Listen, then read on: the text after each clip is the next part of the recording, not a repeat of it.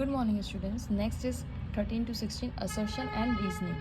13. In a semiconductor, the electron in a conduction band have lesser energy than those in the valence band. Of course, it is false. जब किसी के पास energy ज़्यादा होगी तभी तो वो हायर लेवल पे जाएगा, लोअर लेवल पे क्यों रहेगा? पर वो क्या बोल रहे हैं, electrons in a conduction band have laser energy. अगर लेसर एनर्जी होती तो कंडक्शन बैंड में क्यों रहता? ठीक है, तो assertion is totally wrong. Okay अब रीज़न पढ़ते हैं. रीज़न क्या है? Donor energy level is just above the valence band in a semiconductor. पहले तो इसको समझते हैं कि डोनर एनर्जी लेवल क्या होता है. देखिए, डोनर एनर्जी लेवल तब होता है जब आप सिलिकॉन या जर्मेनियम में आप एक पेंटावेलेंट एटम की डोपिंग करते हैं. अब पेंटावेलेंट आपके केस में मैंने कल भी एक वीडियो में बताया था. ये देखिए, पेंटावेलेंट एटम क्या होता है? जो 5 डोपिंग, जैसे आर्सेनिक, एंटीमनी, फॉस्फोरस है ना, तो ये +5 है और ये +4 है अपना जर्मेनियम या सिलिकॉन. अब ये देखिए, ये +5 है तो 4 तो बॉन्डिंग बना लेंगे बाकी सारों के साथ, लेकिन एक अभी भी बच जाएगा. तो ये क्या है? फ्री इलेक्ट्रॉन है. ठीक है, तो इसको बोलते हैं डोनर. तो डोनर कब बनता है? जब आप पेंटावेलेंट की डोपिंग करते हैं. पेंटावेलेंट की डोपिंग करते हैं किसमें? सेमीकंडक्टर में, जर्मेनियम और सिलिकॉन. ठीक है, तो इसमें जाहिर सी बात है डोनर एनर्जी लेवल बोला है तो पेंटावेलेंट की डोपिंग होती है. अब दूसरी बात कि ये यहाँ पे अगर आपने देखा हो ध्यान से एनर्जी लेवल डायग्राम, तो ये होता है energy of the conduction band और ये होता है हमारा energy of the valence band. ठीक है, अब हम कोई एग्जांपल लेते हैं.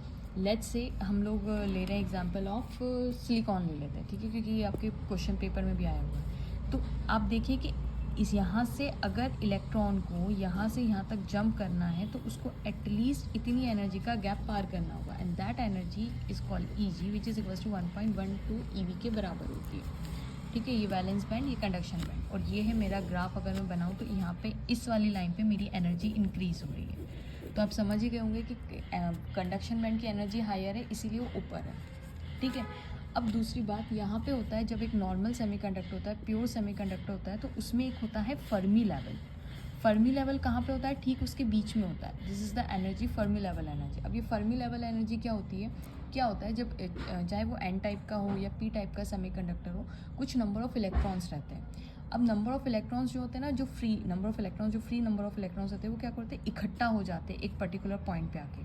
तो उस पॉइंट को हम बोलते हैं फर्मी एनर्जी लेवल. तो अब जैसे इस यहाँ पे कंडक्शन बैंड और वैलेंस बैंड के बीच में होता है. किस में? प्योर में. This is in pure semiconductor. ये कहाँ होता है? बीच में होता है.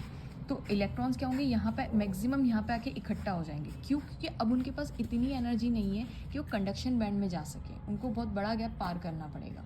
ठीक है, तो उसको हम फर्मी लेवल बोल देते हैं. अब क्या होगा? जब आप इसमें डोपिंग करते जाएंगे, पेंटावेलेंट है, जब नंबर ऑफ़ इलेक्ट्रॉन्स बढ़ाएंगे तो नंबर ऑफ़ इलेक्ट्रॉन्स बढ़ेंगे तो जाहिर सी बात है ये एनर्जी जो है वो शिफ्ट होगी. अभी इनके पास नंबर ऑफ़ इलेक्ट्रॉन्स कम है तो फर्मी लेवल बीच में आता है. जब नंबर ऑफ़ इलेक्ट्रॉन्स बढ़ेंगे तो जाहिर सी बात है एनर्जी, फर्मी लेवल की एनर्जी क्या होगी? शिफ्ट हो जाएगी. तो यहाँ पे कहाँ शिफ्ट हो जाएगी? अभी मैं नई ये ब्लैक पेन से बना रही हूँ. अब लेट्स से यहाँ पे शिफ्ट हो जाएगी.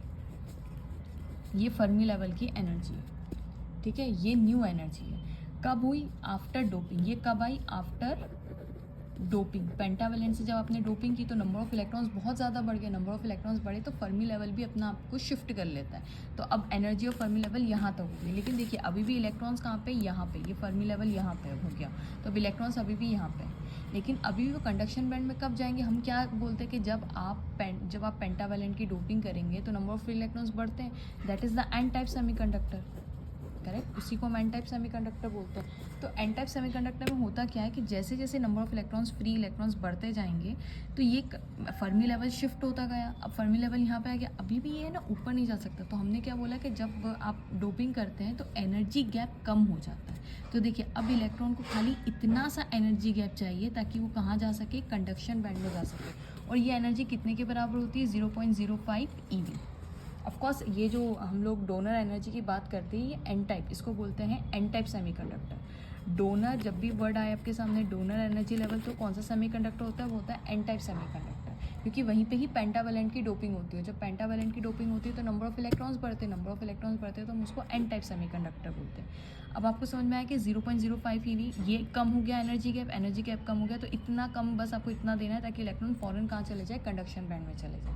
ठीक है, अब ये जो नया फर्मी लेवल है, ये फर्मी लेवल शिफ्ट होके EF यहाँ पे हो गया, इसी को ही बोलते हैं डोनर एनर्जी लेवल, जिसको हम ED से शो करते हैं। क्या होता है? Donor energy level. ओके, तो अब आप इसका आंसर समझ ही गए।